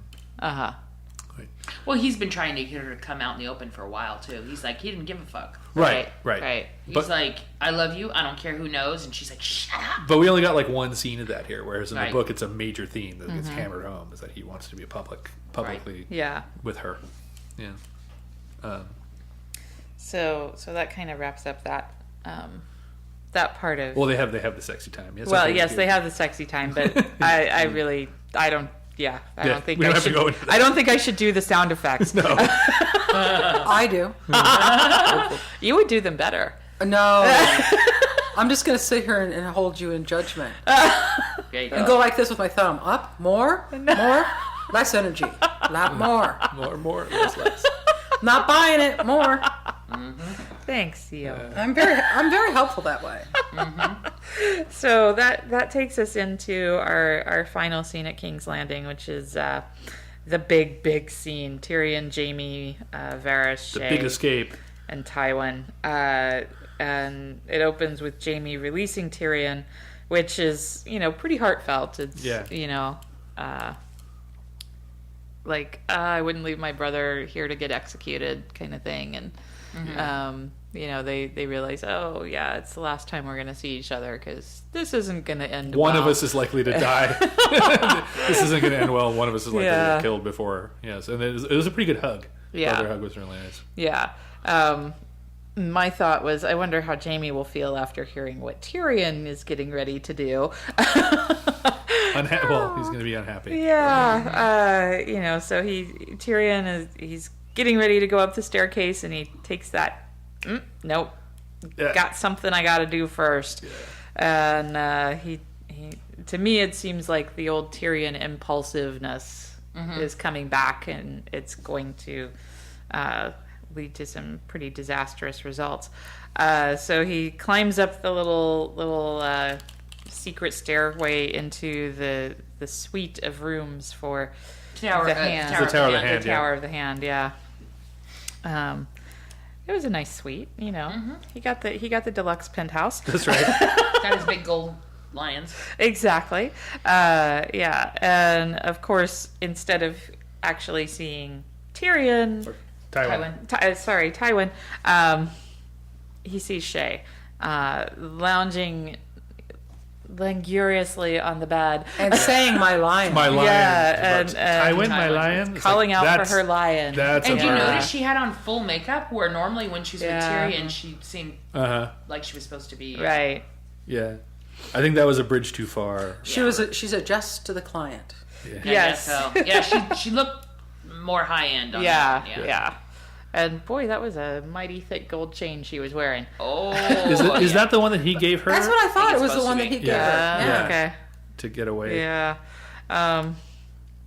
So, to me, it seems like at this point she's just trying to survive, and she's a whore, and this is what she does.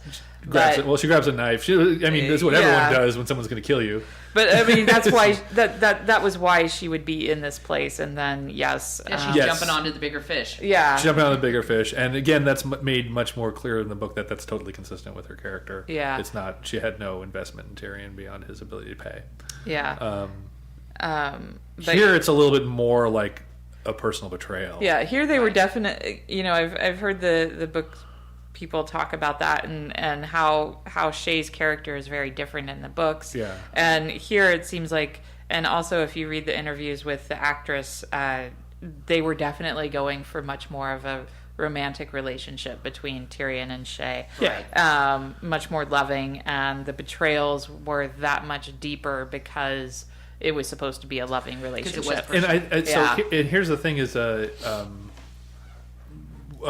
one of the complaints is that they didn't do the reveal of Tyrion's the real story behind Tyrion's first marriage, which I don't want to spoil in case people don't know, so I won't go into it. The point is that the details are different than what he was been told. Okay. Right. Yeah. And he and Jaime do not leave on good terms like they did on the show. Okay. And they don't leave on terms because of that. Because of like how could you participate in a farce against me like that? Right. And I think that fits a little bit better in the book Like, I don't mind that was missing from the show, because in the book it fits with who Shay is. To go back and say, you don't worry about Shay, you've actually had the real thing, basically. Except for that it's, then that's all the worse that do with somebody who was sincerely in love with me, and she suffered because of it.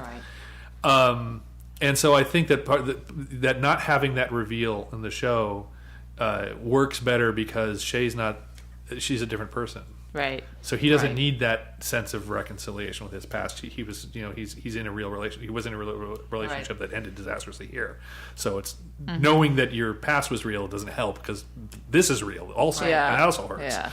Yeah. So. But then later, when he's on the ship, and then in his journey after the ship, when he gets off the ship, and I won't say where or what he does, he's, he asked Tywin, well, what happened to her? What happened to his first love? Right. And he's like, I don't know. She went wherever whores go.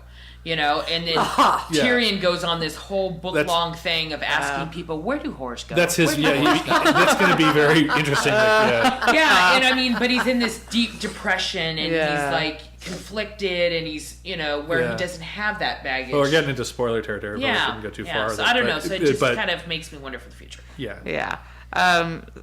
So, given that this is a much more deep relationship in the show, Tyrion sees Shay being in Tywin's bed as the ultimate betrayal. Right. It was bad enough that she completely turncoated on him at the trial. Right. But to find her in the bed of the man who's wanted him dead his whole life is even worse. And using my lion. Yes. And because Tywin is so anti-whore. Right. Yeah. Supposedly Tywin is so pious he hasn't had sex since Joanna died. Yeah. When Tyrion was born. Yeah, I find that. He's been drained dry now. Yeah. That's why he's up shitting. Exactly. So they struggle. He kills her. Then he says, I'm sorry. It was so artistic. It was a really good shot. It was a really very good artistic. shot. It was a really good shot. Especially, because you can do it in the books, but actually having somebody his size choke somebody out. Right. It's like... They did it very well. Yeah. Considering that she's got the reach on him. Oh, absolutely. And a knife. Yeah. And she's a feisty little thing. Yes. Yes. But when he gets the leverage on her and comes down around the chain, and the look on his face, it's like, Dinklage is really. And he's just doing it. It's like he can't look at her because it's hurting him to do it, but it also feels good to do it. Right. Yeah. And this is one of Martin's more cruel things, because it's one thing to just kill Robb, but he had a bad night, right? He was Robb Stark, King of the North 5 minutes ago, and then he just died. Right. Whereas Tyrion, it's like, everybody loves Tyrion, especially in season 2. We're all on Tyrion's side, and then we're just gonna fuck him up. So bad for 2 seasons, It's tragic. Yeah. I think people are just so worried about his character being killed. So people are like, yes, he's kill gonna Shay, kill as many horses as you want, as long as Tyrion lives. Where there's life, there's hope. Right? Yeah. So once he leaves Shay, he is definitely committed to premeditated murder at this point. He sees the crossbow on the wall, and he's like, you're mine. And of course it just happens to be his size. Yeah, of course. It reminded me of the shot in Pulp Fiction with where Bruce Willis sees the katana. Oh. The Hanso that's up on the... He's like, that's the one. Yeah. He takes that one down to deal with Zed Maynard. So he gets his crossbow. He searches all the rooms in the tower until he finds Tywin, which clearly, if he's not in bed, he's going to be on the can. Right. And if he was. But I think this whole scene is really interesting in that it's the one time we see Tywin not be in perfect control. Right. True. He's in his robe. He's on the shitter. Right. It's a latrine in a castle. What do you call it? Right. The big dark hole. Yeah. Yes. I wonder if it flies out. I was just gonna ask that. Where does it go? Where does it go? Where does the shit go? Maybe it just flies out like the It moon. goes into the sewer system. It's Tyrion like- it's Tyrion not was like in charge of it. It's not like a moon hole. Yeah, he was in charge of Tyrion was in charge of the sewer system of King's Landing. He knows exactly where on it goes. Casterly Rock. Oh, no, it was on Casterly Rock. You're right. But he got the maps of the sewer system. He told that story when he got the maps. He said, Yep. I know what I know is sewers.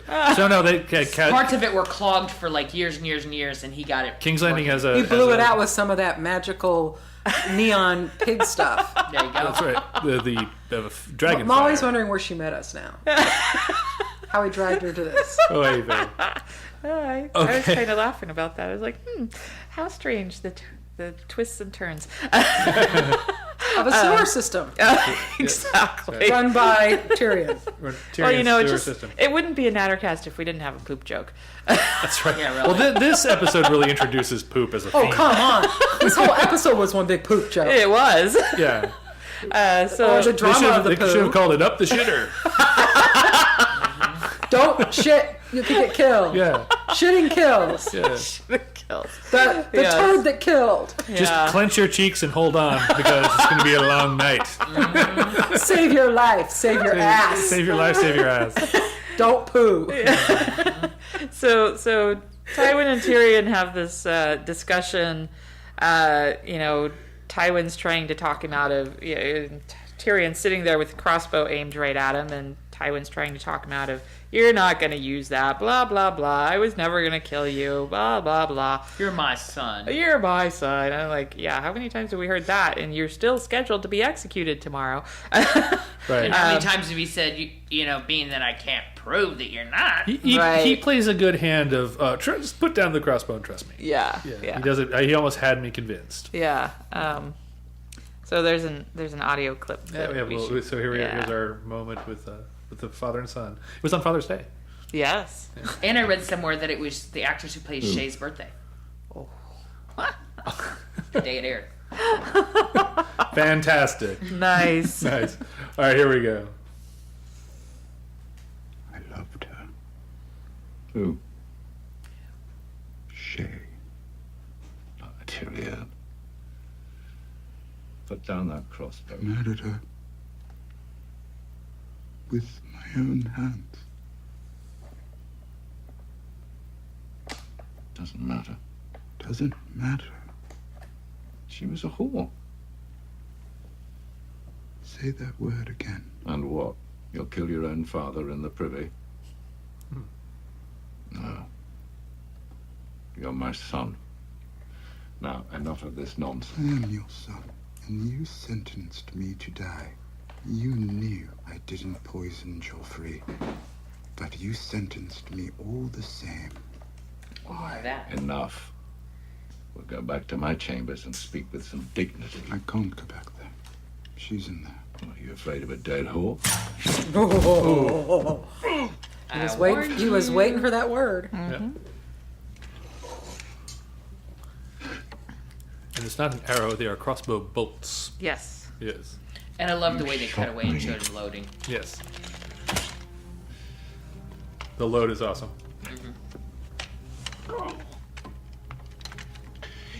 You're no son of mine. I am your son. I have always been your son. Sweet. And the music. Of course. And I actually started singing the words. So Yeah. my kids are looking at me like, They should have had him whistling it on the way out. Oh no. Yeah. That was just such a powerful piece of acting between those two. It was oh just- yeah. It's good. Both such incredible actors. Yes. And again we have this theme of like Lannisters. They talk the talk and they walk some of the walk. They hop the walk. Yeah. But Tywin is like, for all his legacy, he's shot by his own son on the toilet. Yes. After his son killed the prostitute that he had in his bed, who his son was in love with. Yeah. I mean, and then this kind of like, it's like, oh, the family legacy is so important. It's like, that is some daytime soap opera stuff, right? Yeah. Now, the one major point of view lost from that was Tyrion at the end. In the end, Tywin Lannister, in fact, did not shit gold. Oh, he might use that line next year Oh. when he's recapping. Oh, maybe. Yeah. Yeah. Because that line's a thought, right? He doesn't speak it True, out true, loud. true. Yeah. Yeah, so then Tyrion heads up to his escape, and Varys takes one look at him, and he's got bloody scratches, and What did you do? yeah, what did you do? It's like, oh, and he puts him in a crate and says, I'll take care of you, and gets him on a ship, and he starts walking away, and the bells start tolling, and he just turns right back around and gets on the ship. I love that bit with the bells Yeah. tolling. It's Yeah. like, because they had the whole, it calls back to the conversation with Tyrion from season 2. That's where the God of Tits and Wine was first used, right? And the original the part of the conversation, Varys says, I hate bells. They always ring for terrible things. Yeah. Like sieges and weddings. Right. Sieges, deaths, and weddings. And so he hears the bells. It's like something terrible just happened. Yeah. And, Because he knows that Tyrion just did something terrible, and I gotta get out of here. 1 + 2 always equals 3. Yeah. So Well, there's no way he's going to think that. I mean, everybody's going to either think he was involved, Right. or he at least knew about it and stopped Yeah, it because he knows everything. Exactly. Right. And know? and since doesn't miss Littlefinger's anything. nowhere to be found Right, anymore, you can't blame him. Yeah. Well, you can blame Jamie though, and Jamie might have been able to hide it from everyone.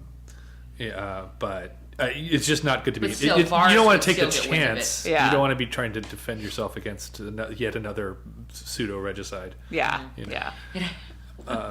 Actually, in the books, they put Tyrion in a wine casket. Yes, yeah. And they rolled him on. They roll him onto the Which ship. is really fitting for funny. him, the god of tits and wine Yeah. and whatever. That might have felt a little bit like dwarf tossing. Yeah. It might have had a little bit of a Yeah. comic quality. It's like we But already as did the much wedding. as he drank, it was funny. Yeah. I like Yeah. the way Danielle keeps bringing up cool shit from the books. She's very, she's totally in this quiet way seducing me away from the idea that book people are whiny. Book people aren't fine. They just they have their story the way they like it. They want to see that. And just have the little scintillating details. Yes, I know. But, Yeah. So now we have to Made say me want to read the book now. yeah. now we have to say goodbye to Charles Dance. That's I upset- know, that was really sad. upsets. Sad. That upsets me. Yeah, I Yeah. really enjoyed time with. Yeah. A friend of mine he's is so really good. missing Joffrey, and I'm like, what? And he's like, well, I what? miss hating him. And I'm like, Yeah. all right, fine, but still. Ugh. I'm sure we have plenty of people for you to hate on the show. Yeah.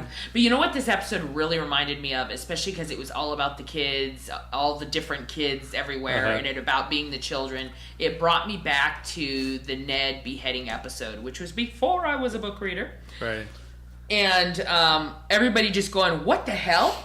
We Right. thought the show was about him. Yeah, we thought he was the Yeah. main Well, what the character. hell's the show about if it's not about him? Well, it was and this then year. it was somebody else that told me it's about the children. And I go, huh? What do you mean it's about them? It's about him. He's the main guy. So it's like, I kind of feel like we come full circle from that. It's a reminder, hey, it is about all these kids. Right. Right. Yeah. And about their journeys, not Yeah. really about the adults at King's Landing. And all that Certainly shit. not at this point. I mean, Cersei. There's Cersei now in charge of King's Landing, and Jamie, and who else? Yeah. Varys is gone. Littlefinger's gone. Yeah.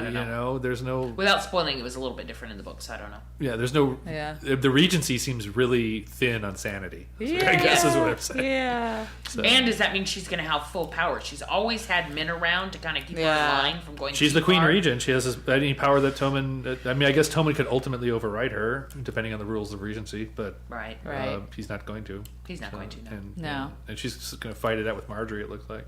Right. Yeah. So. All right. Well, we have a. I'd be watching my back in terms of Elena. Oh yeah. Yeah, totally. Oh, I just saw. Bring your own wine. Yeah. Dinner. I'm just perusing here while we're sitting here, and a new story about Game of Thrones just came out on HuffPost. Game of Thrones will reveal a new region in season 5. Yeah, new region. All things Dornish. Yes. New region, not regent. Region. Yes, yeah. Yes. Yes. Yeah, we're it going looks to like Dorne. We're going to Dorne for some time. We're definitely we going to we Dorne. have Yes. I'm really looking forward to that. yeah.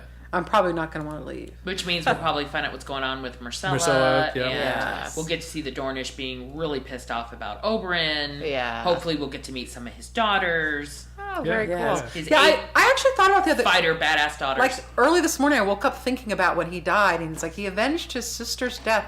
Yeah, and you also left some governing of your city and your Well, he's not took the away first son. He's not the first son. Yeah, but you took away the father of your children. Yeah. And you left your wife, and No, it's he like wasn't planning. I know on he doing wasn't it. planning on dying. Yeah, he Yeah. thought he had it. but he knew he had the risk. He did have it. He just got the monologue. The Mount was Right. supposed to just be his first step in retribution. Yeah. Then it was going to be Lannisters. Yeah. Yeah. Okay, cool. Well, we have one last bit of listener feedback before we roll out from Pat Spinagle, who's written us a nice blog entry in his blog, and he does A novella. yes, We did some redacting. we did some redacting. Right. We still wanted a word. We need a vocabulary. Hold word. on, because there's something in here I'm not quite sure how to pronounce. It's not a new word. Oh, okay. But it's a developed word. That's near the end. Ah. I'll need some help. Pat Spinagle rides again. By the way, what's his blog? We aren't. I'll find it here while you do. Yeah, we're not. I promoting can't be enough wrong people. all the time. I can't be wrong all the time. Yeah, that's it. That's a good one. Yeah. But it's Dot- patspinagle.com, Yes, yes, it's his name.com. I thought it was a solid finale. I'm a book reader.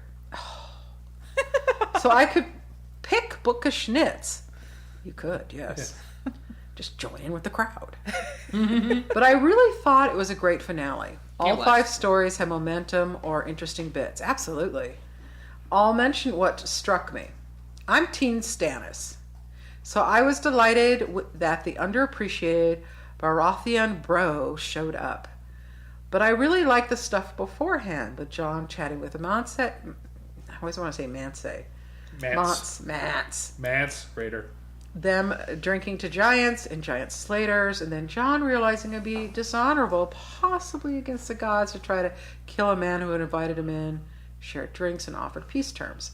I was also pleased to hear Mance's military strategy of evaluating the defense of Castle Black as a measure of troop strength. Yep. So he'd know if he'd be safe to send a large group over the wall miles away. Glad that Stannis knew that Ned was an honorable man. Glad that Ned had supported Stannis to his detriment, so it would pay off for Jon. King's Landing had the most compelling storyline, where Cersei is drunk. That's completely fresh and new. With power. Drunk with power. Yes. Well, that's also fresh and new. In anticipation of seeing Tyrion dead. She outmaneuvers Tywin by being totally fearless and owning the incest. The mirror image of the Sept scene, sort of, is going to generate discussion. Yeah. Happy Father's Day, Tywin. I still have to process how I feel about some of the subtle changes, but I think it was all well executed. Now Varys, who once had a wizard in a box, has a dwarf in a box. It's true. The Arya and Brienne scene was so good. It pained me to see it turn violent. I give props to Sandor Clegane on genuinely fighting on Arya's behalf, fearing Brienne was a Lannister stooge.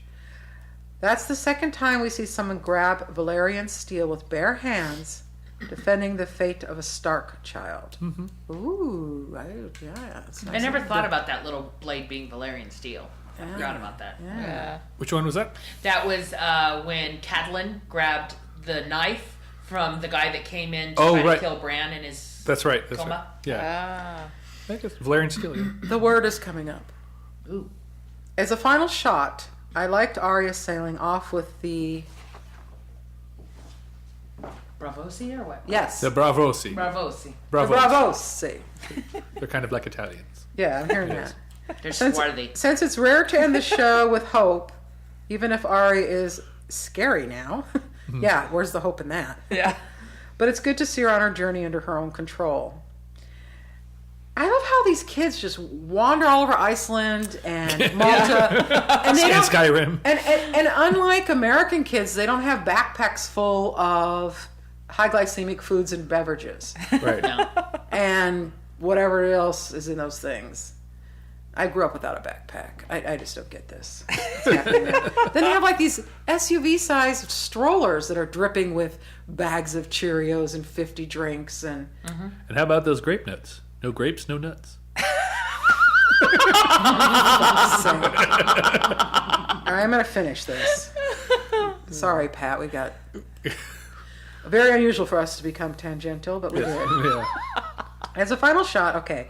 It's good to see her, as opposed to being a football carried by this team and that team. Yeah, which she has been. Also, I'd like to add, I'm pretty sure, I'm not 100%, but I'm pretty sure that the Arya scene with her near the front of the boat like that was really evocative of the iconic Queen Christina scene, very similar, on a boat, and she was dressed as a man, too. Right. I don't know that. Yeah, it's a true story. And she's leaving for Spain. Yeah, everyone. Cornish. Yeah, It's an old movie. I like Queen Christina. Greta Dorn is supposed to be filmed in Spain, I have a copy too. of it. You won't be able to find it very Okay. easily. It's Queen Christina and Greta Garbo. Yeah. This would be in the 30s, Wow. 1930s. Yeah. But it's an iconic scene, and I got to see it in the Castro Theater. On I the think big you're right screen about here. that. And it really had that same feel to it. And she's by herself. Huh. You know, she's royalty. Right. She's playing with gender, and she's looking at her future. Right. Yeah. Everyone obviously was making And a her draw partner to has Titanic, but basically Titanic. No, because she wasn't in the front. She No. wasn't hugging. It was some Queen Christina. Ugly ass actor. yeah, it was Queen. This is Queen Christina. Well, it was Titanic was referencing Queen Christina too. Though, Yeah. So there's also that. But they were up in the prow, and Yeah. no, this was God, I hate that movie. this was definitely Queen Christina. I just want the money it made. Yeah, seriously. Are we done with Pat? Yes, we have one more. Okay. Wait, More people. more people. We haven't done this yet. Ready? Okay, and we have a couple more to close up with. We have more I than was a couple. supposed to do before the recap, but I have been chastened that I was remiss. Oh dear. So we're doing it after the recap. It won't matter. There's going to be a lot of very fun remiss punishments. Oh, I was very remiss. Danielle, we need to leave. Jessica Leggett. This last episode was so rushed and full of untruths. I loved it all the same. Untruths. But Brienne and the Hound fighting, really? I mean, it was a fun hypothetical to watch, but aggravating all the same. And I felt that so much was left unexplained and confusing to the non-readers. I'm not confused, and I think it was one of the best fight scenes I've seen on badass. TV. Yeah. Yeah. The books never specifically say that they don't fight. Oh, for fuck's sake. All right. Irene Bailey Bird. Another really super cool name. Yeah. Well, looks like Lady Brienne of Tarth won the fight and the battle. However, Arya did not leave with her. And why didn't the Hound or Arya say they had just left the Eyrie? This scene had me a bit confused. And what the hell does Cersei accomplish by telling everything he heard about her and Jaime were true? She got beside herself. I can't wait to see what becomes of her. I thought she was... No, she was making That a was threat. strength. Yeah. Yeah, she was. It was But he's strength. dead now, so who cares? Yeah. Yeah, exactly. Irene Bailey Bird as a finale. Finale. I think.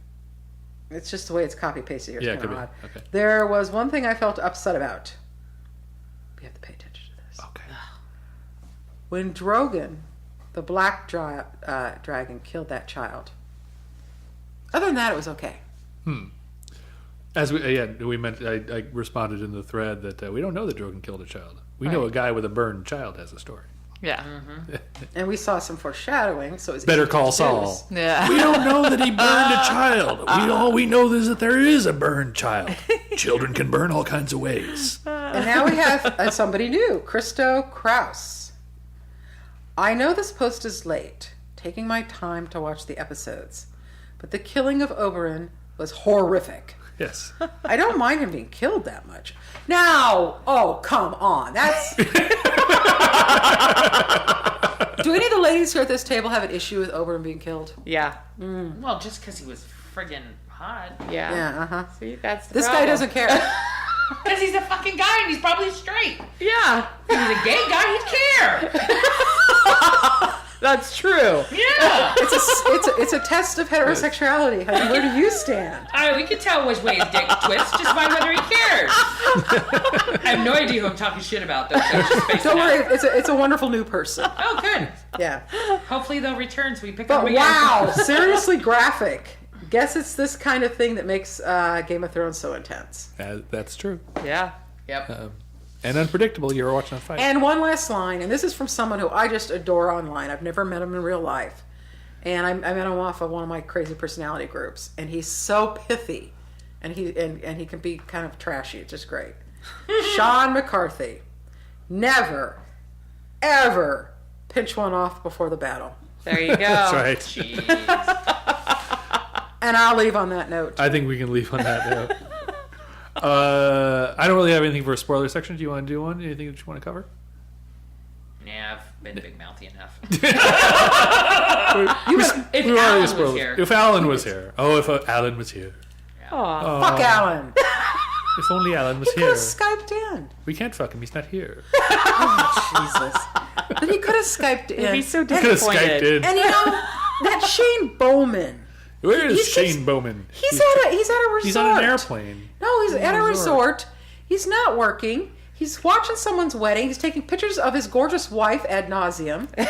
Have you seen any pictures of his wife he's taken? Yeah, Yeah, they're pretty I think- gorgeous. I think he likes her. I do too. Yeah. He puts her could've- selfie on his shelfie. He could have spent an hour Skyping in and sent her off for a drink. But no. He's off being a family man. She's in on it now too. He should have just Skyped with her. Yeah, she's in the group now. Now that she's Yeah. getting in there, She and makes playing sense. Too. Yeah, she's chattering away. Yeah. By the way, So- if you really want to have a party every day, it's quite lively, and there's no insulting, but it gets pretty hysterical. We have had multiple Joe- people. Oh, sorry. Multiple people who talk about all the different groups out there for different TV shows. Our groups are civil, but a little more perverted. Yes. Yes.